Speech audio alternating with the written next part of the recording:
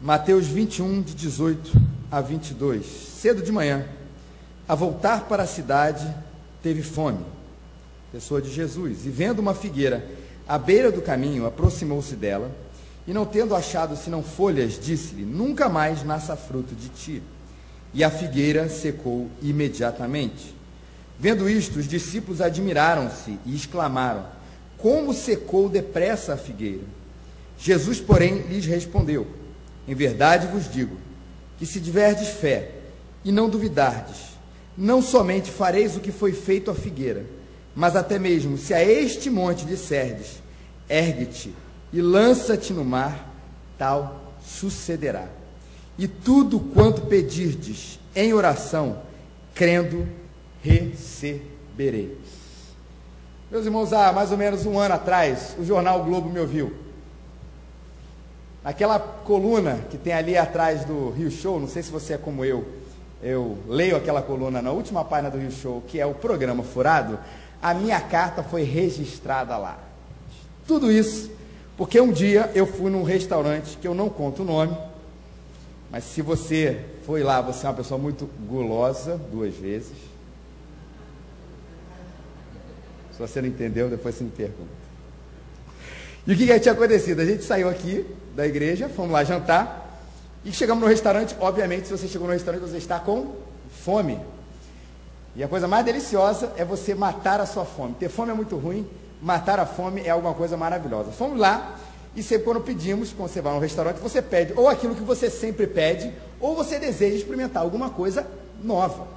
Tá aí é a grande maravilha do restaurante. Naquele dia, nós decidimos experimentar uma coisa nova. Estava ali no cardápio, acho que há pouco tempo, uma coisa temporária, e pedimos, eu e a Rafaela, inclusive, o mesmo prato. Queremos o prato tal. Daqui a pouco o garçom chega e fala: senhora, nós não temos esse prato, porque já acabou tudo.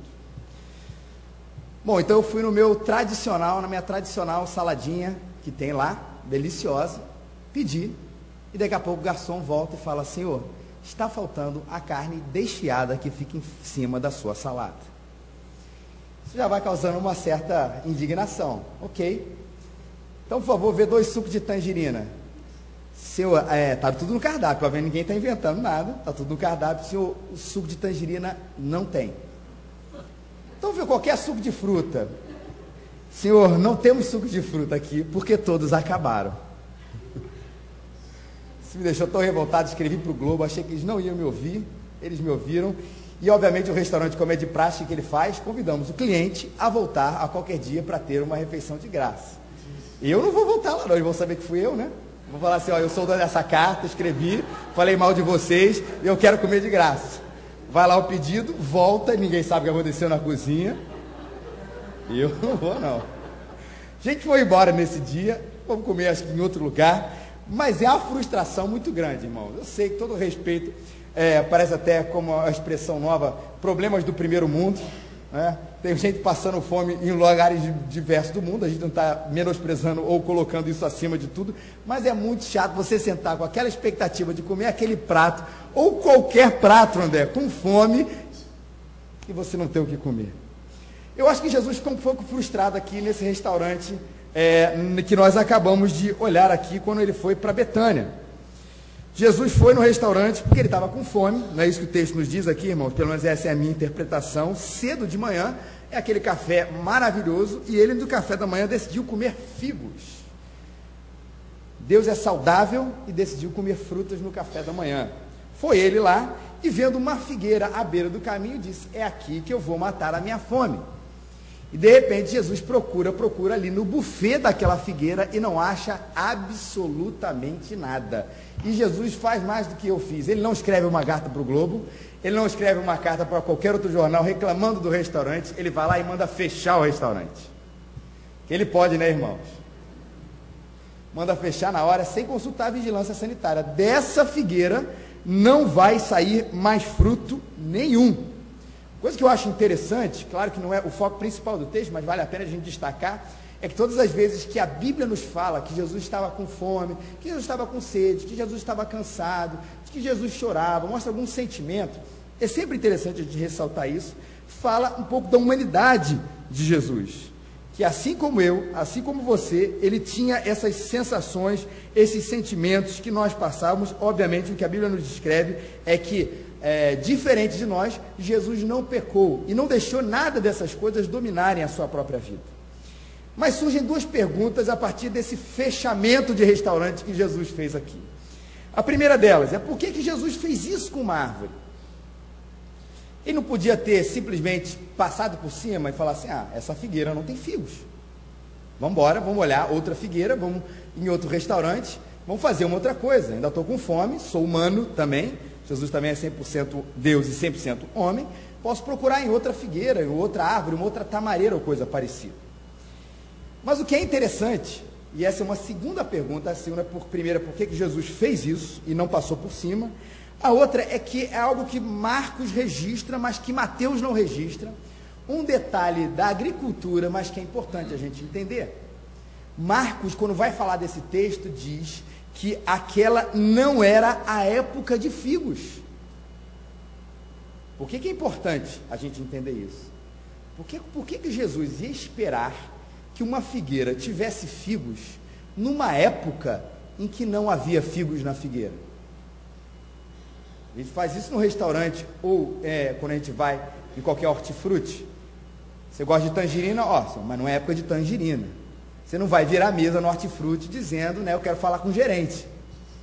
Só se você quiser falar com Deus. Se não é época de tangerina, se não é época de morangos, ou outras frutas sazonais, você não vai encontrar, ou vai encontrar com muito mais raridade, com preço diferente. E não era diferente aqui na época de Jesus. Por que ele tinha expectativa de ter frutos, se o próprio Evangelho de Marcos, citando esse mesmo texto, disse que aquela não era a época para que isso acontecesse? Há respostas para isso, e nós vamos responder cada uma dessas duas perguntas. Mas para respondermos a esse enigma, essas duas questões, vamos olhar um pouquinho para cima. Existem outros textos, Preguei agora no Acabamento da UP da Mocidade um texto semelhante a esse, onde um texto acima responde esse texto abaixo. Vamos olhar? Versículos 12 a 17, desse mesmo capítulo, Mateus capítulo 21, se você fechou a sua Bíblia, está na página imediatamente anterior, página 26, Novo Testamento, quando Jesus faz a purificação no templo. Tendo Jesus, diz aí o versículo 12, tendo Jesus entrado no templo, expulsou todos os que ali vendiam e compravam, e também derribou as mesas dos cambistas e as cadeiras dos que vendiam pombas. Texto bastante conhecido. E disse-lhes: está escrito, a minha casa será chamada casa de oração.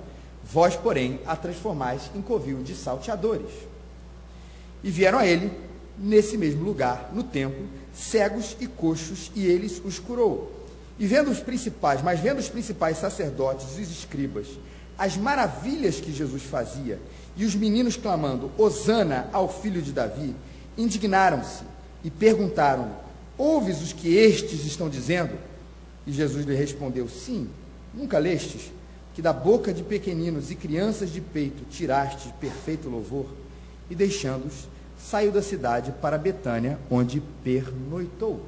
E aí, Jesus tem esse encontro no café da manhã com a nossa figueira. O que a figueira tem a ver com isso? Com o texto que a gente acabou de ler?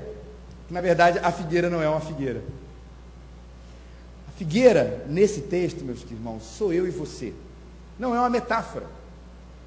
Jesus faz diversas metáforas, que são as suas parábolas. Naquele momento, havia de fato uma figueira que foi seca, que foi amaldiçoada para nunca mais ter figos, mas na verdade, aquilo que Jesus estava fazendo está para além daquilo que ele estava realizando. A figueira, na verdade, a preocupação de Jesus não era uma preocupação de folhas, de frutos, de figos, de comida, de bebida ou coisa parecida. Jesus aqui nesse momento usa essa situação para permitir, para nos mostrar que nós, da mesma maneira com o templo, temos que permitirmos sermos purificados e não cairmos no mesmo pecado da figueira, que é o pecado das folhas. Duas coisas acontecem de maneira semelhante para nos mostrar a mesma realidade. Donald Carson fala o seguinte quando ele comenta esse texto. Disse, Marcos relata, como nós vimos aqui, que não era tempo de figos. Por que então Jesus amaldiçoaria uma figueira que não deveria dar figos? O fato de não ser tempo de figos explica por que Jesus foi até essa árvore específica, que se destacava por estar com folhas. Jesus amaldiçoou a figueira, não porque ela estava produzindo frutos, quer na estação, quer fora dela, mas porque, olha que interessante, porque ela deu uma amostra de vida que promete fruto, mas não produz nenhum. Estes, como a figueira coberta de folhas, aí falando da gente, Jesus encontra-os cheios de piedade, alardeada, sem nenhum fruto, e ele amaldiçoa. Qual foi o pecado da figueira, meus irmãos? Não é ela não ter folhas, frutos, fora da estação. É ela ter folhas frondosas que demonstravam, que aparentavam que ela teria a capacidade de dar esse fruto fora, até mesmo fora da sua própria estação. É a figueira Denorex, parece, mas não é, né? Não era. Parecia frondosa, parecia saudável, mas quando você olhava mais de perto, ela não mostrava aquilo que ela deveria mostrar. Jesus vai dizer isso na mesma relação com as pessoas no templo. A questão dos sacerdotes, a questão dos escribas, questão muito clássica de Jesus no Novo Testamento nesse embate, quando ele entra em embate com os fariseus. A reclamação deles sempre é que vocês são cheios de folhas, vocês aparentam coisas maravilhosas, mas quando a gente chega perto, vocês têm cara de espiritualidade, jeito de cristãos ou de homens e mulheres de Deus, mas na verdade isso tudo é uma aparência encobrindo o grande vazio espiritual que vocês têm. E o problema é que o tempo inteiro vocês querem demonstrar que vocês têm alguma coisa que vocês não têm. E chega Jesus, o único que conhece o nosso coração, para mostrar isso na figura desses fariseus, no templo, desses escribas e naqueles vendilhões também, que queriam, na verdade, promover a adoração, mas na verdade o que eles queriam era um lucro, porque tudo que eles vendiam ali no templo, na verdade, não era com a preocupação espiritual dentro da igreja. A preocupação deles era encher os seus próprios bolsos. É sempre também importante a gente lembrar disso. Muita gente usa esse texto, né, para dizer, então não se pode vender nada da igreja, dentro da igreja, você já deve ter ouvido isso, porque nós temos, porque Jesus expulsou os vendilhões do templo. A questão de Jesus aqui, o centro, não é se você pode vender ou não vender a igreja. Vender a igreja não, pode vender ou não vender coisas dentro da igreja, tipo cantina, uma livraria ou coisas parecidas. A questão de Jesus é que esses rapazes, esses vendilhões estavam impedindo a adoração, porque botavam preços abusivos para que aquelas pessoas mais humildes não pudessem comprar o objeto ali, na verdade, o esquema sacrificial, os animais, para eles poderem ir adorar no templo. Então Jesus está falando, vocês estão impedindo as pessoas de adorar. Talvez uma melhor analogia fosse a gente cobrasse para as pessoas participarem do culto, hoje em dia. Nosso culto tem os seus gastos, tem o ar-condicionado ligado, a televisão, todas essas coisas acontecendo aqui. Então, para suprir isso, nós vamos cobrar aí R$50 de cada pessoa que queira participar do culto da Igreja da Gávea. Se nós fizéssemos isso, nesse contexto, seria muito semelhante aqui. Jesus ia entrar e derrubar todos os bancos aqui. Porque a gente estaria impedindo qualquer pessoa de entrar aqui para adorar, como esses vendilhões estavam fazendo. E Jesus vai lá, derruba aquela história toda, não bate em ninguém, isso é bem importante a gente falar também, mas ele bate nessa questão, derruba as mesas e não as pessoas, mas para dizer, vocês estão impedindo, e vocês também, fariseus, os sacerdotes, os escribas, estão impedindo também as crianças de adorar. E eles, as maravilhas que Jesus fazia, os meninos clamando, Hosana ao filho de Davi, indignaram-se, perguntaram, ouve o que esses estão dizendo? Essas crianças aí fazendo barulho, dizendo Hosana, Hosana ao filho de Davi. Aí Jesus disse, vocês nunca leram? Aí no Antigo Testamento que vocês conhecem, que da boca de pequeninos e de crianças, de peito, é que sai o perfeito louvor. Quem deveria estar adorando, eles não estavam permitindo. E quem não deveria estar lá, no caso esses vendilhões, os escribas, os outros, que estavam também interessados no negócio, permitiam que essas pessoas estivessem ali. Jesus diz, de um modo ou de outro, vocês que aparentam espiritualidade são semelhantes a essa figueira à beira do caminho. Tem muita cara, muito jeito de espiritualidade, mas quando você olha bem a fundo, não tem absolutamente nada que prove que vocês têm um relacionamento profundo com Deus. E eu quero, meus irmãos, e acho que esse talvez seja a nossa oração sempre, que Jesus invada também o meu templo, que não é esse espaço físico onde nós estamos aqui, mas é o nosso coração, e nos livre desse grande pecado, difícil de ser detectado por nós, que é o pecado da hipocrisia. Quando a gente se satisfaz com as folhas, e reconhece nas folhas, na aparência de tudo, um sinal do nosso relacionamento com Deus. E eu creio, meus irmãos, que só Cristo Jesus é capaz de sondar a nossa alma, de sondar a nossa vida e fazer com que a gente reconheça, meus irmãos, de fato quem nós somos, não nunca para o nosso mal, mas para o nosso bem, para que a gente cresça em intimidade com Deus. Mas tem horas que dentro de nós as mesas precisam ser derrubadas. E falo isso, e esse texto quer dizer em duas perspectivas. Na primeira, na questão do nosso próprio caráter, que a gente tem falado aqui. Frutos são caráter, o fruto do Espírito. É aquilo que você é, não porque você é, mas porque Jesus transformou você. Se você acha frutos de transformação, Cristo Jesus está atuando dentro da sua vida. Mas também existe um outro fruto também, que a Bíblia nos fala aqui, que talvez seja o foco também principal de Jesus nesse texto que nós acabamos de ler, que é a questão da fé. Porque Jesus, depois de tudo isso, falou, nunca mais nasça fruto de ti, e a figueira secou imediatamente. E vendo isso, os discípulos admiraram-se e exclamaram, como é que secou depressa essa figueira?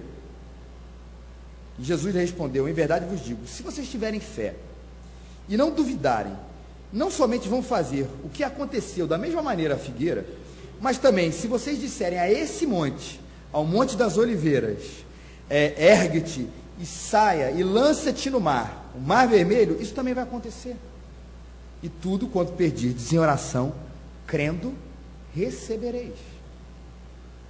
O que também, além de caráter, além de uma vida santa e pura na presença de Deus, o que as outras pessoas também, que Jesus está falando aqui, que são essas figueiras, não tinham, meus irmãos, era também uma fé genuína e verdadeira, porque toda fé se traduz numa dependência de Deus.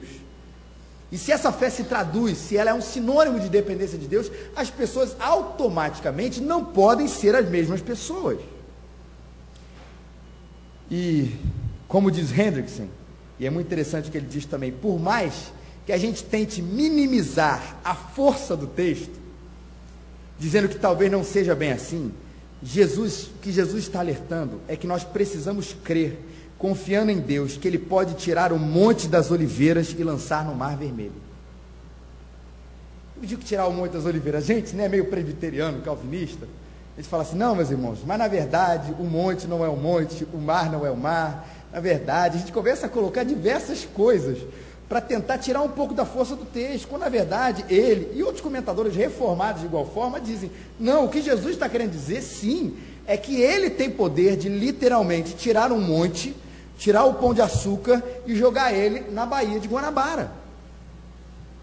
Ele tem poder para fazer isso. A outra questão é se ele vai fazer isso, se ele quer fazer isso, mas que ele tem poder de realizar todas essas coisas, é verdade. O que Jesus quer dizer com lançar? Se a gente fosse traduzir o Monte das Oliveiras no Mar Vermelho, que ele pode lançar o Monte das Oliveiras no Mar Vermelho. É isso. Essa é a exegese do texto. Essa é a tradução do texto. Essa é a interpretação do texto. O monte pode chegar e vir ao mar. O Carson diz, é uma lição do Evangelho sobre fé e milagre e nada mais. Mas nem sempre, nós recebemos o que pedimos. Vocês concordam comigo? Jesus disse aqui nesse mesmo texto, e tudo quanto pedirdes em oração, crendo, recebereis. Ele dá uma situação absurda ou impossível aos nossos olhos, para mostrar sobre o poder de Deus, e depois Jesus nos convida para que dentro de nós possam achar não folhas, mas frutos, e um desse fruto é essa fé capaz de acreditar que tudo isso pode de fato, literalmente acontecer. Mas aí eu creio, e aí eu digo que creio, mas tem certas coisas que eu peço e elas não acontecem. Onde é que está o problema nessa história? Talvez 4 problemas aqui, meus irmãos, que possam esclarecer um pouco para a gente. Primeiro deles, A resposta que Tiago nos dá é porque nós pedimos mal. De onde vêm as guerras e contendas que há entre vocês? Não vem das paixões que guerreiam dentro de vocês? E aí Tiago diz: vocês cobiçam coisas e não as têm, matam e invejam, mas não conseguem obter o que desejam. Vocês vivem a lutar e a fazer guerras. Não têm porque não pedem, e quando pedem não recebem porque pedem por motivos errados para gastar em seus próprios prazeres. Esse é um dos motivos que você pode crer, que você pode acreditar do mais profundo do seu coração, que amanhã a sua casa de um quarto pode se transformar num triplex na Vieira Soto, e Deus pode fazer isso, mas Deus não tem um compromisso para que isso aconteça, porque na verdade, muitas vezes, nós estamos pedindo para o nosso próprio prazer. A pergunta que fica é quem, conversamos um pouco isso na retiro do conselho com o pastor Duzi, quem é que vai ser glorificado no final dessa história? Para quem é a glória? Para quem é o resultado disso tudo? Não que nós não possamos pedir coisas materiais, meus irmãos, por favor, mas às vezes nós não recebemos porque estamos interessados nas coisas e não interessados em Deus, e assim pedimos mal para esbancharmos nossos próprios prazeres. E por isso, mesmo acreditando que Deus pode transformar um Fusquinha numa Lamborghini, Ele não tem o compromisso de fazer todas essas coisas. Segunda realidade: porque nem sempre recebemos o que pedimos, porque nem sempre conseguimos entender a resposta. Pedimos paciência, Deus nos dá o quê, irmãos? Provação. E a gente fala assim: Deus não está me respondendo, a gente não está discernindo a resposta. Pedimos às vezes recursos financeiros, e Deus nos dá situações de dependência. Às vezes acontece isso, para que, como no Antigo Testamento, nós mostremos que o nosso coração confia 100% na presença de Deus. E a gente pede uma coisa e recebe outra, mas na verdade nós estamos recebendo aquilo que de fato nós estamos precisando, só não estamos entendendo a resposta. Pedimos uma casa de 3 andares, e Jesus nos dá uma família. Pedimos paz, e Jesus dá convicção de qual conflito precisamos resolver.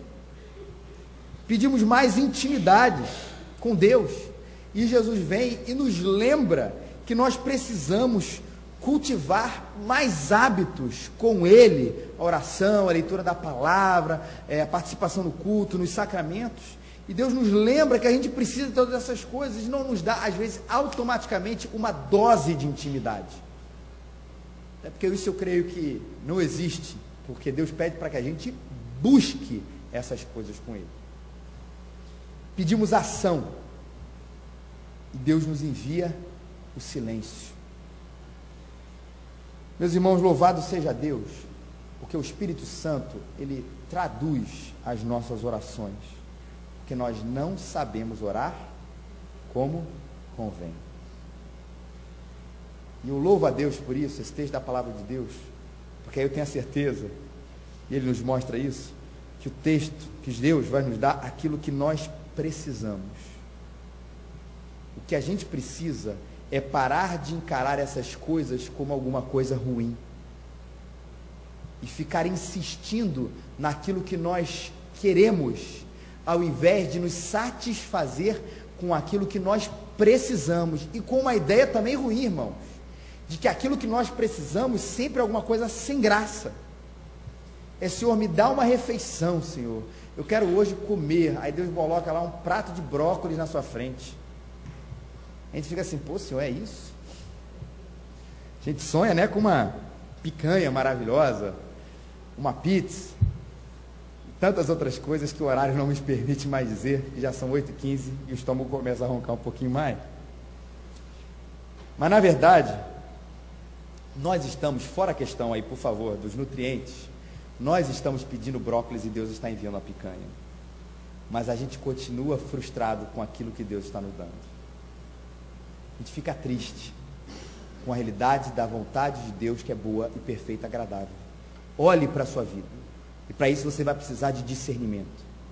Perceba o que você pede, perceba o que você está recebendo, que talvez isso que você queria não é o que você precisa, mas essa resposta, ela vai de fato de encontro com a necessidade que você realmente quer, e vai fazer com que você trilhe um caminho para ir até onde é o centro da vontade de Deus, que vai satisfazer os mais profundos desejos do seu coração. Não pense nisso, repito isso, meus irmãos, mais uma vez, não pense que as coisas de Deus são ruins para você, é sempre o pior, ou mais ou menos, é aquela coisa meia boca, não é, é maravilhoso, enche o nosso coração.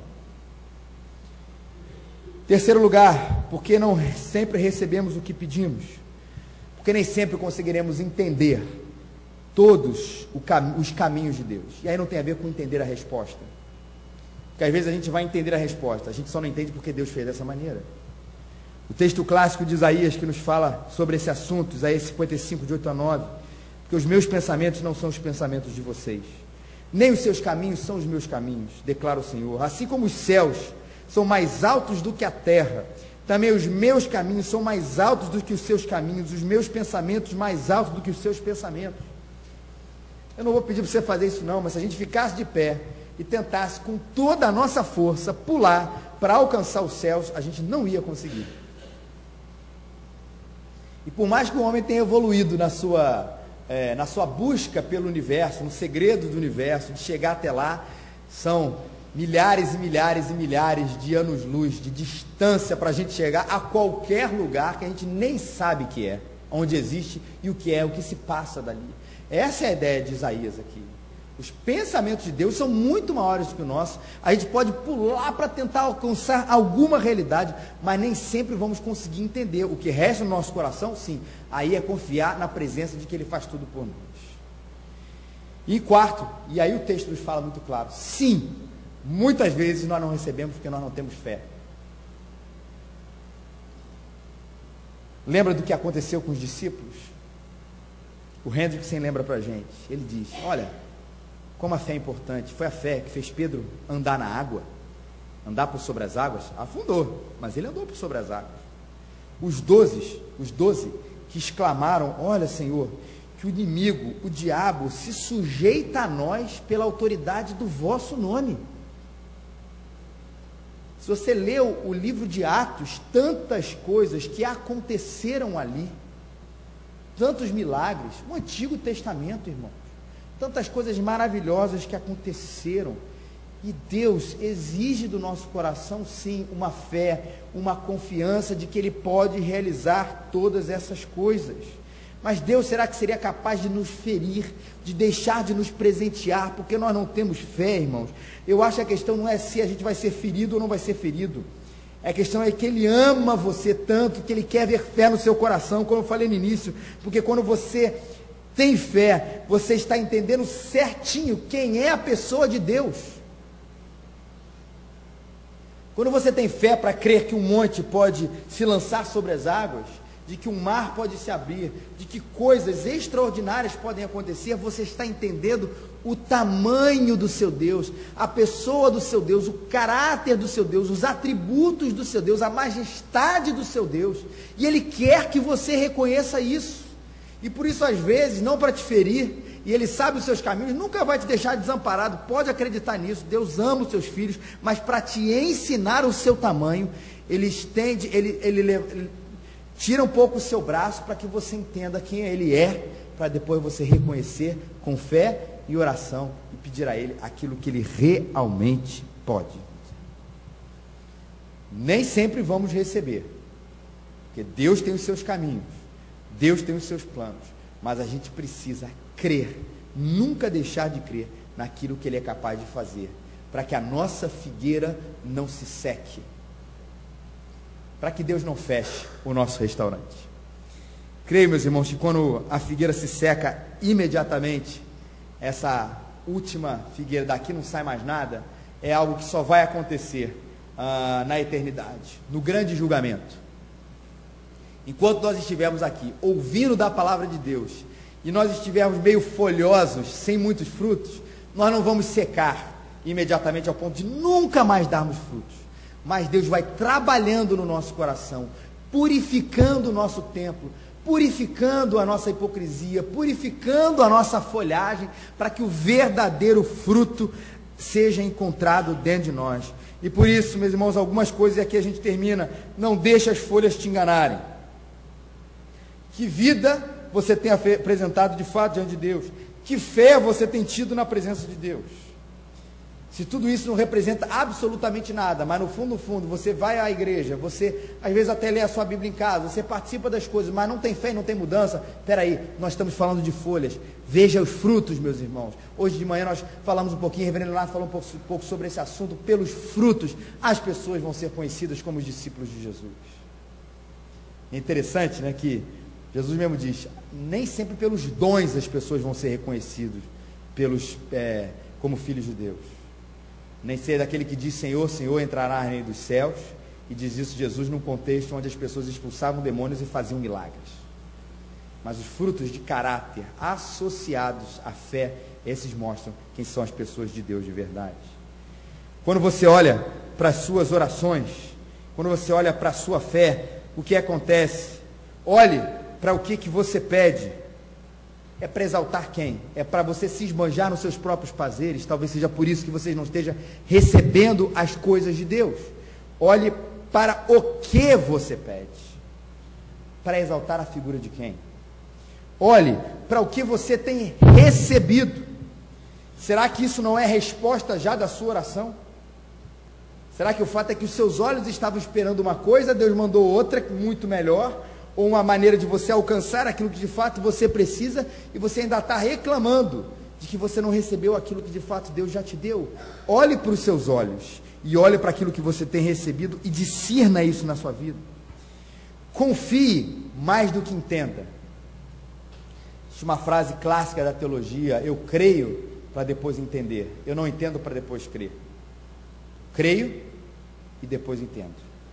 Creia em primeiro lugar, e depois tente entender os planos de Deus. Senhor, eu não sei o que o Senhor quer, eu sei que seus planos são maiores do que o meu, seus pensamentos são maiores do que o meu, eu creio nisso, e depois eu, no meio do caminho, eu vou tentar entender essa história, que talvez eu nunca entenda, mas eu creio primeiro que o Senhor tem um plano para mim.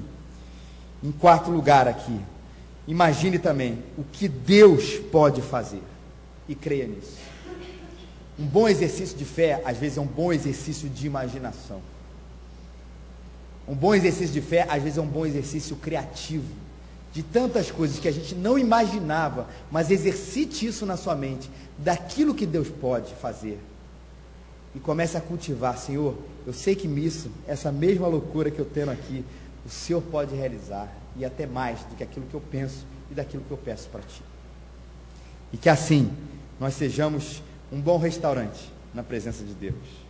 Uma figueira pode botar muitas folhas, não há problema nenhum nas folhas, mas desde que junto delas, meus irmãos, estejam grandes figos suculentos de fé, de arrependimento, a verdadeira fé e o verdadeiro arrependimento que mostra que você é, de fato, um filho de Deus. Vamos orar? Nosso Deus e nosso Pai, te louvamos por essa noite, pelo prazer que é estar contigo, que é poder se relacionar com o Senhor, de poder se olhar para esse texto, ó Deus, com o coração aberto, com a alma aberta, com a vida aberta, para entender, Deus, qual é a Tua vontade, Senhor, para nós, ó Deus.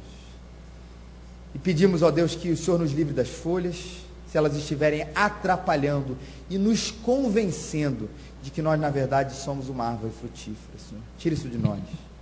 E Deus, e que os frutos que estejam na nossa vida sejam frutos de caráter, de transformação, mas sejam também frutos, Senhor, de fé, Pai. Que a nossa fé possa ver e crer, Deus, naquilo que o Senhor pode realizar, Pai. Na simplicidade, Senhor, desse texto, da palavra, Senhor, do Teu Filho Jesus, que nos disse que nós podemos crer, e nós devemos crer, que um monte pode se lançar ao mar. Seja o que for, nosso Deus, o nosso Pai, qual for a nossa questão, o nosso problema, Deus, nos faz, ó Deus, crer ainda mais que o Senhor pode realizar todas essas coisas. Livra-nos, ó Senhor, dos pedidos egoístas. Nós não queremos eles, ó Deus. Livra-nos do que às vezes nós não conseguimos nos livrar. Livra-nos, ó Deus, do mau olhar que às vezes nós temos. Te pedimos uma coisa, sem na verdade saber o que pedimos, e o Senhor nos dá a verdadeira resposta que precisamos, e ainda continuamos insistir naquilo que queremos, ó Deus, quando o Senhor já deu aquilo que nós precisamos. Ajuda-nos, Senhor, a confiar em Ti.